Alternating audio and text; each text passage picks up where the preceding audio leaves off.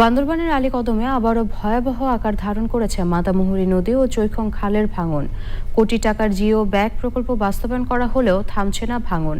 বসতভিটা ও কৃষিজমি হারানোর আতঙ্কে দিন কাটছে শতাধিক পরিবারের।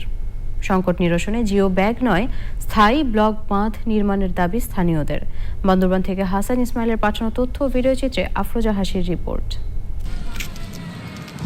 আলীকদম সদর ইউনিয়নের পশ্চিম বাগানপাড়া এবং চৈখং ইউনিয়নের মংচিং হেডম্যান পাড়া সংলগ্ন এলাকায় মাতামুহুরী নদী ও চৈখং খালের তীব্র স্রোতে ভেঙে যাচ্ছে নদী তীর। ঝুঁকিতে বসতবাড়ি, গ্রামীণ সড়ক ও ফসলি জমি।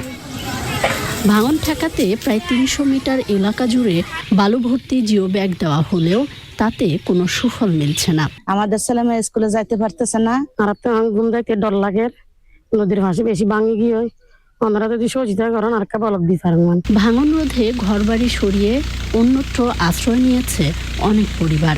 অভিযোগ, নদী ভাঙন রোধে স্থায়ী ব্যবস্থা না নেওয়ার মাশুল দিতে হচ্ছে তাদের।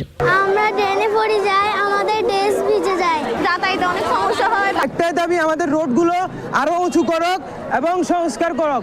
বাঁধগুলো যদি এক ব্লকের মাধ্যমে দেওয়া হয়, এই মনে হয় এই একটা এলাকা আর বিলীন হবে না। তবে অনুমোদনের অপেক্ষায় স্থায়ী ব্লক বাঁধ নির্মাণের প্রকল্প।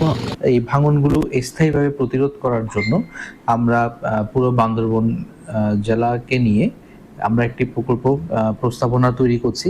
আশা করছি খুব দ্রুতই এই প্রকল্পটি আমরা আমাদের বোর্ডে সাবমিট করতে পারবো। পানি উন্নয়ন বোর্ডের তথ্য মতে চৈখং খালে ৮০ মিটার এবং বাগানপাড়া এলাকায় ৩০০ মিটার জিও ব্যাগ প্রকল্পে ব্যয় করা হয়েছে প্রায় ১০০,৪০ লাখ টাকা। তবে ভাঙন রোধে টেকসই বাঁধকেই স্থায়ী সমাধান হিসেবে দেখছেন সংশ্লিষ্টরা।